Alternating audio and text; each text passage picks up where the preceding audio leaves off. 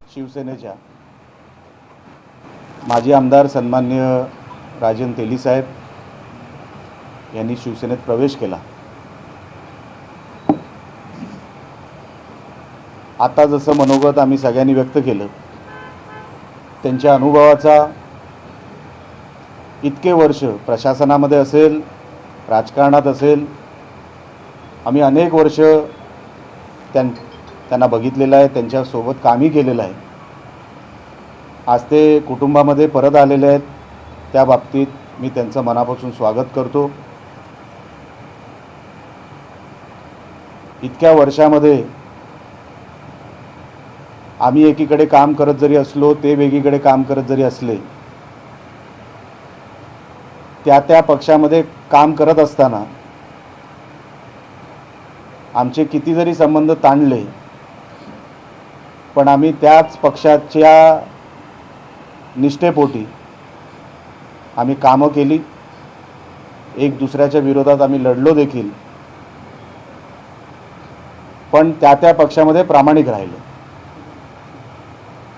पण अनेक वर्षांपासूनचे संबंध, जसं तर मी माझ्या मनोगतातही बोललेलो, माझ्या लहानपणापासून मी तेली साहेबांबरोबर काम करतोय।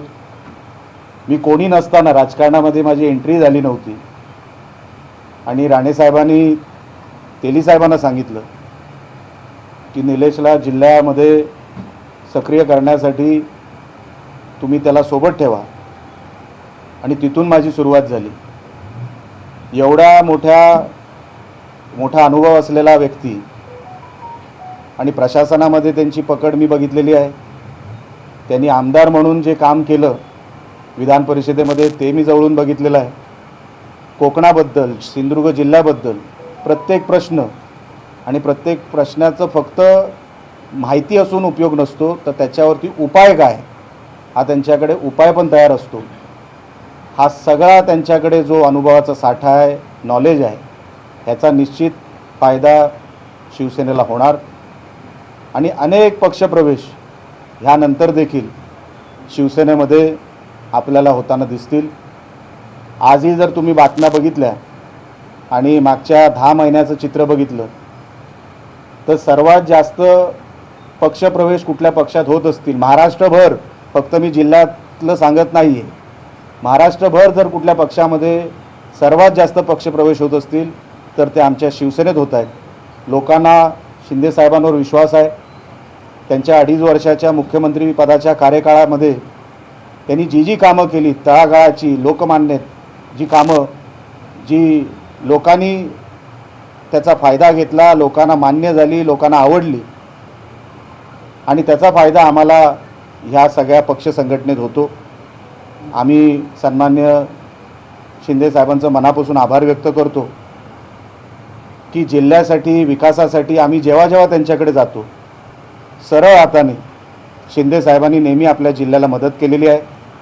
आपल्या जिल्ह्यामध्ये 2 आमदार आहेत, सन्माननीय केसरकर साहेबांची आणि तेली साहेबांची काल भेट झाली। विकासाच्या दृष्टिकोनातून फक्त मतदारसंघाचाच नाही तर जिल्ह्याचा विचार दोन्ही नेत्यांनी ह्या बसून कालच्या चर्चेमध्ये केलेला आहे। मी तर स्वतः केसरकर साहेबांच्या सोबतच होतो दसरा मेळाव्याला, म्हणून एका चांगल्या वातावरणामध्ये तेली साहेबांचा प्रवेश होतोय। आणि क्लायमॅक्स असा आहे की पुढच्या काही दिवसात जिल्हा परिषद, पंचायत समिती या निवडणुका होणार आहेत, आणि एवढं चांगलं वातावरण पक्षामध्ये आता झालेलं आहे, त्याचा निश्चित फायदा येणाऱ्या जिल्हा परिषद आणि पंचायत समितीमध्ये आम्हाला होईल। तुम्ही प्रश्न विचारल्याच्या अगोदरच तुम्हाला सांगतो की जिल्हा परिषद, पंचायत समित्या, नगर परिषदा, नगरपंचायती या सगळ्या निवडणुका तिथे युती होणार की नाही, ती कशी होणार, हे ठरवण्याचे अधिकार आमच्याकडे नाही, जिल्हा पातळीवर नाही। हे सगळे आमचे वरिष्ठ जे आमचे नेते आहेत, शिंदे साहेब आहेत आणि बाकीच्या पक्षातले ते जे नेते आहेत, ते बसून, राणे साहेब आहेत, खासदार राणे साहेब, ते हे सगळे निर्णय घेणार आहेत। म्हणून युतीबद्दलच्या प्रश्नांवर मी आताच माझं जे काय सांगायचं ते सांगून टाकलं आहे, कारण का तुम्ही 100% तो प्रश्न विचारणार हे माझ्या मनामध्ये खात्री आहे। तर हे असं जरी असलं तरी मी मनापासून परत एकदा तेली साहेबांचं मी स्वागत करतो आणि आता त्यांचं आपण निवेदन ऐका. सुरुवातीलाच मी आदरणीय एकनाथ शिंदेसाहेब, आदरणीय उदय सामंत साहेब, आदरणीय निलेश राणे साहेब, केसरकर साहेब सगळ्यांचंच मनापासून मी या ठिकाणी आभार मानतो. मला दसरा मेळाव्यात त्यांनी पक्षात प्रवेश दिला, काम करण्याची एक चांगली संधी दिली, म्हणून मी मनापासून त्यांना धन्यवाद देतो. त्याचबरोबर मी निलेश राणे यांना खास करून धन्यवाद एवढ्यासाठी देतो की ते मी सगळ्यांनाच सांगत असतो की त्यांचा मनाचा मोठेपणा आहे. ते आता खासदार पण होते, आता आमदार पण आहेत. आपण त्यांच्यावर काम करायला निश्चितपणे या ठिकाणी आवडेल आणि म्हणूनच मी आजचा जो निर्णय परवा घेतला त्याचं कारण पण तेच आहे. विषय काल मी केसरकर साहेबांना भेटलो, त्यामुळे आम्हाला एकत्रित राहून उद्याच्या जिल्हा परिषद आणि पंचायत समिती, नगरपालिका, नगर परिषदा ह्या ज्या निवडणुका आहेत त्याच्यात एकत्रित राहून या ठिकाणी काम करायचं आहे. शेवटी कार्यकर्त्यांना बऱ्याच दिवसानंतर संधी, कारण आता दोन्ही ठिकाणी प्रशासक आहेत आणि कार्यकर्त्यांची संधी गेली 5 वर्ष हुकलेली आहे आणि 5 वर्षानंतर त्यांना आता पुन्हा एकदा ही संधी या ठिकाणी मिळाली आहे आणि त्याच माध्यमातून आम्हाला सगळ्यांना संघटना वाढवायची आहे, सगळ्यांना बरोबर घेऊन जायचं आहे. तुमच्या मनात काही शंका असतील त्याही मी सांगतो की कुठलीही अडचण, कुठलाही इगो कोणाचाही असणार नाही. मी सुद्धा पार्टी देताना कुठली माझी कंडिशन नाही आहे. मला काम करायला, संघटना बांधायला आवडते. त्यामुळे संघटनेसाठी उद्या प्रत्येकजण आपापल्या पार्टीचं काम करतो, तर आमच्या पार्टीचं काम करायला मला कुठली अडचण मला या ठिकाणी वाटत नाही. आणि जर आम्ही दोघेजण मिळून एकत्र काम ह्या विधानसभेमध्ये केलं तर त्याचे रिझल्ट हे कार्यकर्त्यांच्या दृष्टिकोनातून अतिशय चांगले या ठिकाणी येतील. त्याचबरोबर निलेश राणे साहेब बाजूच्या मतदारसंघात आहेत, त्यांनी तर अतिशय सुंदर कामाचा धडाका लावलेला आहे, तर त्यामुळे तिकडेही त्या ठिकाणी होतील. कणकवलीमध्ये सुद्धा संघटना वाढवण्यासाठी आम्ही प्रामाणिक प्रयत्न करू. शेवटी युतीचा प्रश्न आहे, ती वरिष्ठ निर्णय घेतील, पण संघटना बांधणीचा जो कार्यक्रम आहे तो आत्ता ह्या लेवलवर युद्ध पातळीवर या ठिकाणी होईल. कुठलीही अडचण त्यामध्ये येणार नाही, कुठलीही कटुता ठिकाणी येणार नाही. कारण जसे आदरणीय एकनाथ शिंदे साहेबांचे संबंध आहेत तसेच आदरणीय माननीय मुख्यमंत्री त्यांचेही संबंध माझे आहेत आणि आम्ही सगळेजण शेवटी युतीचं राज्य आहे आणि त्या युतीच्या राज्याच्या मार्गदर्शनाखाली आपण या ठिकाणी काम करतो. त्याच्यामुळे इथल्या जिल्ह्यातल्या लोकांना चांगला न्याय मिळेल, चांगली या ठिकाणी संघटना बांधून मिळेल आणि माझा जास्तीत जास्त वेळ हा जिल्ह्यात ज्यावेळी नेते ज्यावेळी सांगतील, सावंतवाडीत बा इकडे या ठिकाणी प्रवेश तर अनेक आहेत. मी आता त्याच्यावर घेतली तर आपल्याला वेळ पुरणार नाही, एवढे फोन आलेले आहेत. मी निलेश राणे साहेबांना पण काल दाखवलं, काल मी दीपक भाईंना पण सांगितलं किती प्रवेश होणार आहेत इथून ते. पण आज प्रत्यक्षात ह्या सगळ्या नेत्यांनी ज्यावेळी वेळ देतील, दीपक भाई ज्यावेळी येतील त्यावेळी ह्या मतदारसंघातले प्रवेश घेऊ. कणकवलीतले काही प्रवेश आहेत. पुन्हा तुमच्या मनात येईल की भाजपमधले प्रवेश नाहीत, आपल्या मित्रपक्षातले प्रवेश नाहीत, तर जे इतर लोक जे आहेत, उबाटामधून जे येणारी मंडळी आहेत, ह्या सगळ्यांना जेवढे प्रवेश देता येईल तेवढे देऊन संघटनेच्या कामात चांगल्यापैकी या ठिकाणी त्यांना आपण जोडून घेऊ.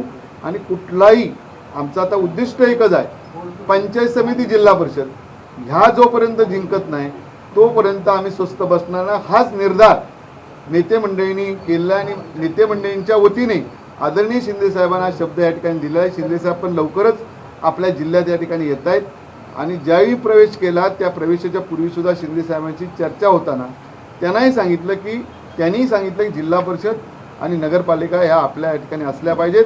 जसं शिवसेना प्रमुखांच्या वेळी संपूर्ण कोकण हे शिवसेनेकडे होतं, तसंच कोकण या ठिकाणी मिळालं पाहिजेत. म्हणून या सगळ्या नेत्यांच्या मार्गदर्शनाखाली आपल्याला या ठिकाणी काम करायचं आहे आणि शेवटी कार्यकर्त्यांना अतिशय चांगल्या प्रकारचा त्यांना न्याय या माध्यमातून द्यायचा आहे. एवढंच माझं आजचं या बाबतीतलं निवेदन आहे. आपल्याला काय विचारायचं विचारू शकता.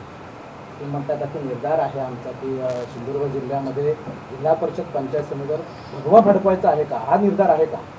आम्ही सांगितलंच आहे की मी देतो, मी बोलतो. शेवटी कसं आहे की वरचे लोक जे निर्णय घेतील, पहिल्यांदा निलेश राणे साहेबांनी पण तोच सांगितलं आपल्याला, पहिल्यांदा त्यांनी स्पष्ट केलेलं आहे, वरची मंडळी ज्याप्रमाणे निर्णय घेतील त्याप्रमाणे आमची वागणूक राहील, म्हणजे त्याप्रमाणे आम्ही खाली काम करू. आम्ही आज संघटना वाढवायला कुठलीच मंडळी नाही म्हणत नाही आहेत. भारतीय जनता पक्षाची मंडळी त्यांचं काम करतात, उद्या आमचं काम करताना आम्ही या ठिकाणी काम करू. उद्या पार्टीने सांगितलं असा असा निर्णय घेऊन तुम्हाला इथं थांबायचं आहे, आम्ही थांबणार. आज काम करताना पार्टीचं काम करताना जसं उद्या मला कणकोलीत आता काही ठिकाणी पार्टी कमी आहे, पार्टी वाढवायची आहे, मला पार्टीने जबाबदारी जर दिली तर मला तिकडे काम वाढवायचं आहे. त्या पार्टीचं काम वाढून लोकांना जास्तीत जास्त न्याय देणं ह्या दृष्टिकोनातून प्रयत्न या ठिकाणी होणार. साहेब, सगळे तुम्ही आता एकत्र आलात. सावंतवाडी किंवा जिल्ह्याचा जर विचार केला तर रोजगार आणि आरोग्याचा प्रश्न मोठा आहे. त्या संदर्भात तुमची पुढची काय भूमिका आहे? बघा, सगळे एकत्र आलात त्याच्यामध्ये फक्त दुरुस्त करतो, अजून यायचे तेवढं फक्त दुरुस्त करतो.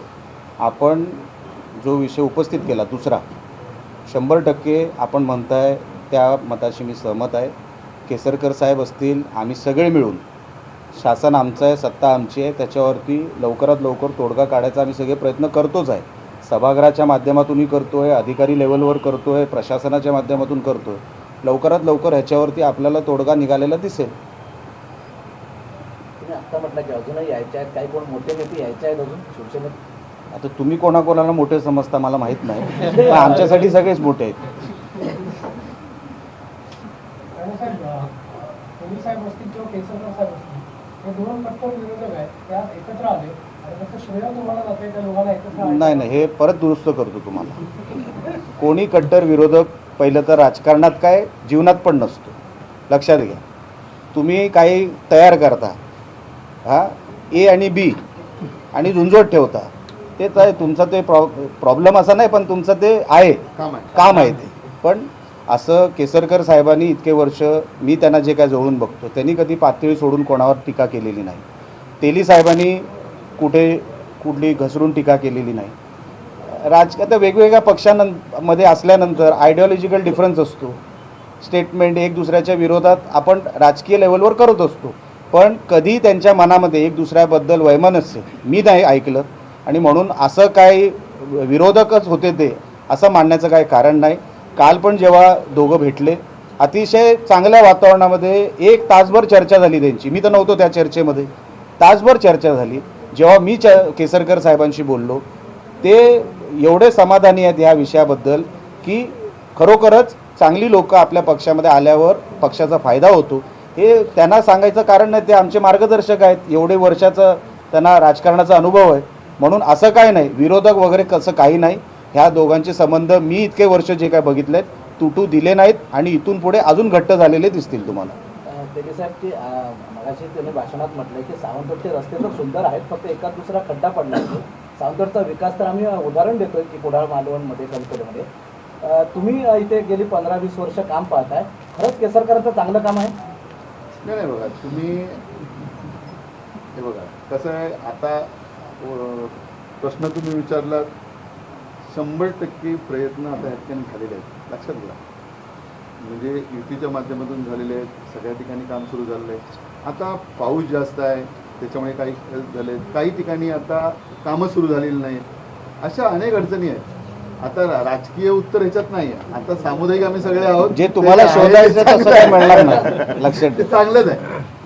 यापूर्वी तुमचे बॅनर लागले होते, विकास व्हावा तर आमदार नको, अशा प्रकारचे बॅनर. पण तुम्ही तो बॅनरचं उत्तर निलेश राणे साहेबांनी दिलं आहे की त्या वेळेच्या त्या भूमिकेमध्ये घ्यावं त्या लागतं. भूमिकेत काय जशी भूमिका घ्यावी लागते तशी भूमिका होती ती.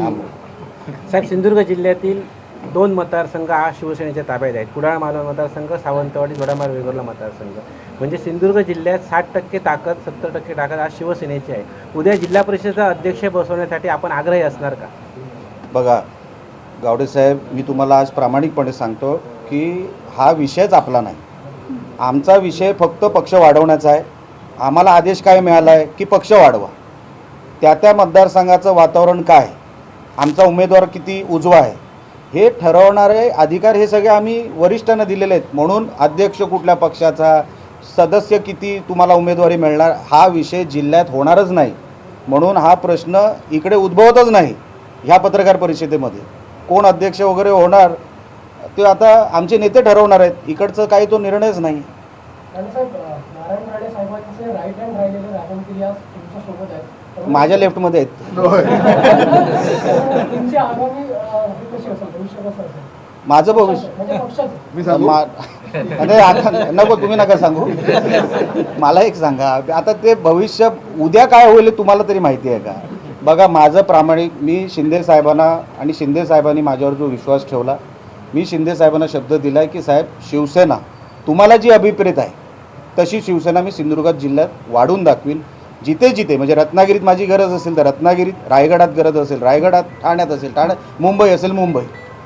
म्हणून मला काय वाटतं माझं भविष्य काय, त्याच्यापेक्षा मला शिवसेनेचं भविष्य कसं चांगलं करता येईल, लोकांना चांगल्या लोकांना आणून त्यांना समान संधीचा जो काही एक प्लॅटफॉर्म असतो तो उपलब्ध कसा करून देता येईल, हे माझे प्रयत्न आहे. मी माझा वैयक्तिक विचार करणारा व्यक्ती नाही भाऊ, लक्षात ठेवा. माझं जे काय आहे ते शिंदे साहेबांनी मला कपाळाला गुलाल लावून दिलेलंच आहे, आमदारकी दिलेली आहे मला आणि लोकांनी मला जिंकवलेलं सुद्धा आहे. म्हणून आता देवाकडे मागण्यासारखं तसं काही नाही, मी समाधानी आहे. फक्त आता उरलेलं आयुष्य जे आहे ते शिवसेना वाढीसाठी, शिवसेनेसाठी घालवायचं एवढंच फक्त माझ्या मनात आहे. राणेसाहेब 7-8 वर्षापूर्वीचे निलेश राणे आणि आत्ताचे निलेश राणे बघायचे आहेत. बघतोय प्रचंड बदल वाटतोय. आपण स्वतःकडे जेव्हा फीडबॅक घेतो म्हणजे सिंहावलोकन जेव्हा करतात, आता राणे म्हटल्यानंतर एक ब्रँड आहे, पण ती आक्रमकता तुमची कामातून आता दिसते जी पूर्वी होती. कसं वाटतंय? मला बरं वाटतं. साहेब तुम्ही म्हटलं की वारंवार म्हणजे की पक्षवाढीचं आहे, बरोबर. पक्ष वाढवताना तुमच्याकडे पक्षप्रवेश मोठ्या प्रमाणात होत आहे. तुम्ही ते एक आकडा सांगितला गेल्या 10-12 दिवसामध्ये गेले काही दिवस महिन्याभरात 10-12 हजार लोक तुमच्याकडे आली, चांगलीच बाब आहे. परंतु असं वाटत नाही की लोकशाहीमध्ये विरोधी पक्ष ठेवावा, विरोधी पक्ष असावा किंवा काय नेमकं तुम्हाला वाटत असेल? लोकांना कामं होण्याशी मतलब असतो, लक्षात घ्या. लोकांची, मी माझ्या मतदारसंघाचं तुम्हाला सांगतो, 10-10 वर्षाचं जर बॅकलॉग असेल, जर म्हणजे मतदारसंघाचा आराखडा कधी 150 कोटीच्या वर गेला नसेल तर लोकांनी काय करावं? सहनच करावं. ग्रामीण भागातले रस्ते झालेले नाहीत, साधे वाडी जोड झालेली नाही, पाण्याची समस्या अनेक गावांमध्ये, किनारपट्टीच्या गावांमध्ये मच्छीमारांची असे कितीतरी तुम्हाला मी विषय सांगू शकतो.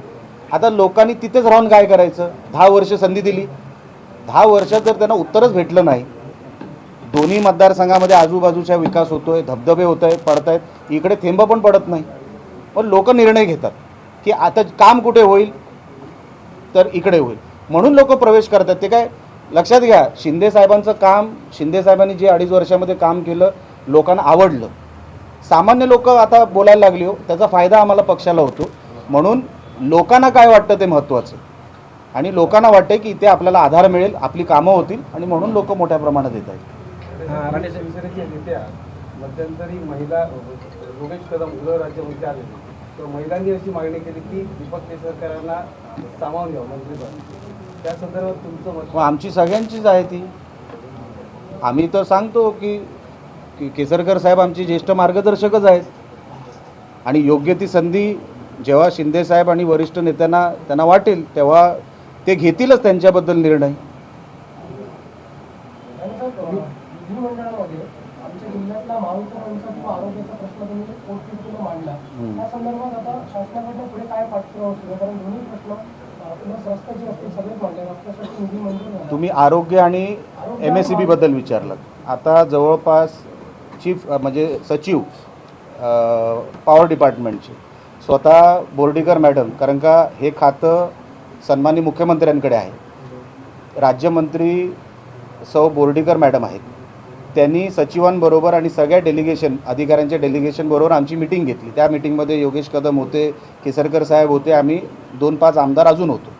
त्या मीटिंगमध्ये एक प्लॅन ठरला की दुरुस्तीची कामं कुठे कुठे करायची आहेत, नवीन कामं कुठे करायची आहेत, सबस्टेशनची कामं कुठे करायची आहेत, आणि अंडरग्राऊंडची कामं कुठे करायची आहेत, ह्याचं वर्गीकरण झालं. आजपर्यंत मी माझ्या मतदारसंघाचं प्रेझेंटेशन केलं, म्हणून मी तुम्हाला माझं सांगू शकतो. केसरकर साहेबांनी केसरकर साहेबांच्या मतदारसंघाचं केलं. हे वर्गीकरणच झालं नव्हतं. ठरला की दुरुस्तीची कामं कुठे कुठे करायची आहेत, नवीन कामं कुठे करायची आहेत, सबस्टेशनची कामं कुठे करायची आहेत, आणि अंडरग्राऊंडची कामं कुठे करायची आहेत, ह्याचं वर्गीकरण झालं. आजपर्यंत मी माझ्या मतदारसंघाचं प्रेझेंटेशन केलं, म्हणून मी तुम्हाला माझं सांगू शकतो. केसरकर साहेबांनी केसरकर साहेबांच्या मतदारसंघाचं केलं. हे वर्गीकरणच झालं नव्हतं. ते वर्गीकरण ह्या मागच्या 2 महिन्यामध्ये, आत्ता हे जे अधिवेशन पावसाळी संपलं त्याच्यामध्ये ना आत्तामध्ये ह्या 2 मिटिंगा झाल्या. त्या स्तरावर सचिव आमच्याशी कंटिन्यू टचमध्ये. आता मध्ये सबस्टेशनचं काम आम्हाला मान्य करून दिलं, आम्हाला अंडरग्राऊंड केबलिंगचं काम मान्य करून दिलं, दुरुस्तीच्या कामांसाठी आमच्याकडे पैसे आले, प्रत्येक मतदारसंघामध्ये आले. ते आकडे मी तुम्हाला डिपार्टमेंटकडून घेऊन देतो, तुम्हालाही RTI मध्ये मिळतील. आरोग्याचा विषय मी मेडिकल कॉलेजचा मी घेतला होता, मी पाहणीला गेलो होतो. आता बांधकाम सुरू झालेलं आहे. 11 लाख फुटाचं बांधकाम तिकडे होणार आहे. आणि जी व्यवस्था होती, आता काही अधिकारी तिकडे वाढवले. आमची एकदा तिकडे जे भाषण झालं, मी म्हणत नाही की माझ्यामुळेच झालं असेल, पण जी काय व्यवस्था बदलली, आता तिकडे कर्मचारी वाढवले. आता सिव्हिल सर्जनच्या बाजूला खुर्ची अजून एक वाढवली, त्याच लेवलची, डीनच्या लेवलची. आणि व्यवस्थापन कमिटी जी अगोदर नव्हती, त्याच्यामध्येही काही लोकांना त्याच्यामध्ये कामाला सुरुवात केलेली आहे. ग्रेड 3, ग्रेड 4चे पण काही कर्मचारी त्याच्यामध्ये वाढवलेले आहेत. आणि मेडिकल कॉलेजची व्यवस्था, इन्फ्रास्ट्रक्चरच्या व्यवस्थेसाठी आता पैसे आलेले आहेत. तुम्ही माहिती करून घ्या. त्याचं एक काम आता तुम्ही साईटवर गेला तर त्याचं काम तुम्हाला सुरू झालेलं दिसेल. म्हणून तुम्ही जो प्रश्न विचारला, या 2 कामांचं काय झालं, ही सगळी कामं आता मार्गी लागलेली आहेत, जी आम्ही त्यांच्यासमोर लिस्टच्या माध्यमातून त्यांच्यासमोर उपस्थित केली. तुम्ही आजच संपवणार की काय आहे? नाही रेड्डी साहेब, तुम्ही प्रवेशाच्या अगोदर जो एक वेगळा भूकंप पाडला की जिल्हा बँकेची शेतकऱ्यांचा हृदय आहे, त्या बँकेवर तुम्ही थेट आरोप केला आणि तो महाराष्ट्रामध्ये सध्या चर्चेचा विषय आहे. काय खरंच सिंधुदुर्गाच्या जिल्हा बँकेमध्ये असा घोटाळा झाला आहे? बघा, मी तुम्हाला सांगू, मी सांगतो. आता ती चर्चा बंद झाली. पहिली गोष्ट, जिथं जे पोचवायचं होतं तिथं पोचवलं, त्यामुळे आता विषय तो थांबलेला आहे. आता त्या विषयाची चर्चा आता बंद. ज्यावेळी आता जे वरिष्ठ बाबतीत निर्णय घेतील ना, वरिष्ठांकडे पोचवला विषय, त्यामुळे आता ही चर्चा बंद. आणि ही चर्चा फक्त तुमच्या माहितीसाठी सांगतो की त्या जिल्हा बँकेबद्दल मला पण आपुलकी आहे, कारण मी 7 वर्ष तिथे काम केलं. राणे साहेबांच्या नेतृत्वाखाली ती बँक आलेली होती त्यावेळी. दुसरी गोष्ट अशी आहे की त्याच्यात शिवराम भाऊ जाधव असतील, लोणन साहेब असतील, त्यांनी मेहनत केलेली आहे. ती बँक टिकायला पाहिजे म्हणून काही माझ्या सूचना होत्या. आणि त्याचबरोबर अजूनही तुम्हाला सांगतो की तुम्ही त्याला काही गोष्टी ट्विस्ट केलात. आज मितीपर्यंत मला कुठलीही नोटीस आलेली नाही. तुमच्या माहितीसाठी सांगतो, पत्रकारांच्या एवढी बातमी ती ट्विस्ट केली. काय मला एकदम तुम्ही राष्ट्रपतीचा ह्याचा हे करून टाकला, म्हणजे टाइम्स ऑफ इंडिया वगैरे सगळी बातमी मोठी तुम्ही करून टाकली. ठीक आहे, हरकत नाही. पण त्याला त्यावेळी जे उत्तर होतं, कारण ती बँक टिकायला पाहिजे माझी इच्छा आहे, आणि म्हणून जिथं काय जे पोचवायचं तिथे पोचवलेलं आहे. त्यामुळे आता हा विषय बंद. बोला. तुमच्या मतदारसंघात जिल्हा बँक आहे, तुम्ही बोलत होता काय? माझ्या मतदारसंघाचं उत्तर दिलं ना ते. प्राधिकरण आहे ते, लक्षात घ्या. कलेक्टर पण तिकडेच बसतात, म्हणजे ते माझे नाही. चला, आभारी. काय प्रवेशानंतर ठाकरे गटाकडून अशी एक टीका झाली आहे की राजन तेली हे जिल्हा बँकेच्या चौकशीला घाबरून शिंदे गटात गेले, अशी एक टीका होते. निलेश राणे या बाबतीत सांगते, राजन तरी कधी घाबरणारा माणूस नाही. कशाला आहे? अजून कसली इन्क्वायरी असली तरी मला घाबरत नाही, या लक्षात ठेवा. आणि मी तुम्हाला सांगतो, इन्क्वायरी चालू व्हायला नोटिसा यायला लागतात, समन्स यावं लागतं. एवढी जर काडी मात्र अक्कल विरोधकांमध्ये नसेल तर ते आता ते कुठल्या शाळेत शिकलेत मला माहित नाही कोणी टीका केली ती, पण कुठलीही इन्क्वायरी इनिशिएट करायला पहिला नोटीस पाठवावी लागते. आणि नोटीस मिळाल्यानंतर उत्तर द्यायला कालावधी असतो. नोटीसच आली नाही तर उत्तर कुठून द्यायचं? म्हणून साधा सोपा प्रश्न आहे, हे उगाच कुठेतरी कळ काढायचे प्रश्न. पण असं नोटीस आली असती तर आम्ही उत्तर दिलं असतं. त्यांनी नोटीस दाखवायची अगोदर. तुम्ही विचारा त्यांना नोटीस दाखवायला. नितेश राणे यांनी या सगळ्या गोष्टी चूक केली असं राजन तेली यांनी पक्षप्रवेशानंतर एक वेगवेगळ्या काय नितेश राणे आणि जिल्हा बँकेने ही जिल्हा बँकेची नोटीस देऊन चूक केली असं राजन तेली यांनी पक्षप्रवेश. मी ऐकली नाही. तुम्ही बोललेल्याच्या विश्वासावर मी स्टेटमेंट देऊ शकत नाही. मी नितेश राणे काय बोलले ते बघावं लागेल मला. तुम्ही असं स्टेटमेंट केलं हे परत नाही, कोणी स्टेटमेंट केलंय? काय म्हणायचं तुला? तेली साहेबांनी स्टेटमेंट काय? पक्षप्रवेश केल्यानंतर काय जिल्हा बँक आणि नितेश राणे यांनी जे आरोप केले किंवा जी चर्चा केली आहे जिल्हा बँकेची नोटीस देऊन ती एक चूक केली असं ऐकून घ्या. ती जी पत्रकार परिषद तुम्ही बोलताय ती अगोदर झालेली आहे, पक्ष प्रवेशाच्या नंतर झालेली नाही. म्हणून तुम्ही तुमच्या तारखा दुरुस्त करा. नको हे उगाच कळ काढायचे विषय करू नका. बघा लक्षात घ्या, ती पत्रकार परिषद केव्हा झाली? दसरा मेळाव्याच्या अगोदर झाली. आमचा पक्ष प्रवेश केव्हा झाला? दसरा मेळाव्याला झाला. त्याच्यानंतर तुम्ही प्रेस दाखवा. असं नका करू. तुम्ही पहिलं इन्फॉर्मेशन 100% तुमचं रेक्टिफाय करा आणि मग प्रश्न विचारा. आमची काय हरकत नाही. आणि तुमच्या कुठल्याही प्रश्नाला उत्तर देऊ, असं काय प्रॉब्लेम नाही. माझा शेवटचा प्रश्न आहे. शेवटचा नक्की ना? 1990 पासून राजन तेली राणे साहेबांच्या तालमीत सगळे वाढले, म्हणजे सगळे राजकारणाचे काय डावपेच सगळे शिकलेले आहेत. आणि आज सावंतवाडी किंवा कुडाळ मतदारसंघ शिवसेनेच्या ताब्यात आहे. आपल्याकडे कणकवली मतदारसंघ असा आहे तिथे शिवसेनेमध्ये अद्यापर्यंत मोठे असे पक्षप्रवेश होत नाहीत. हं. राजन तेलींचा कणकवली होमपेज आहे. म्हणजे आज त्या ठिकाणी होमपेजवर उतरणार का तुम्ही? नाही नाही, विषय तसा नाही साहेब. बघा, आम्ही कुठला मतदारसंघ टार्गेट करून आम्ही पक्ष वाढवत नाही. जिथे संधी दिसते तिथे आम्हाला पक्ष वाढवायला, तिथे आम्ही पक्ष वाढवतो. अमुकच ठिकाणी आम्ही जाऊन पक्ष वाढवायचा असं साहेब दूरपर्यंत आमच्या डोक्यात नाही. आम्ही काय कुडाळ मतदारसंघामध्ये पण चल आज इकडे टार्गेट, इकडे जाऊया असं करत नाही. लोक स्वतःहून अप्रोच होतात आणि एकदा लोक स्वतःहून अप्रोच झाल्यावर साहेब तिकडे काही करायला लागत नाही. उद्या कणकवलीतून लोक आमच्याकडे आली तर आम्ही प्रवेश करून घेणार. जिथे जिथे आम्हाला संधी आहे आणि तेली साहेबांचा जिथे जिथे त्यांच्या अनुभवाचा वापर होणार तिथे पक्ष लेवलवर त्यांचा विचार होणारच. चलो, धन्यवाद. धन्यवाद. आभारी. आभारी. संतोष.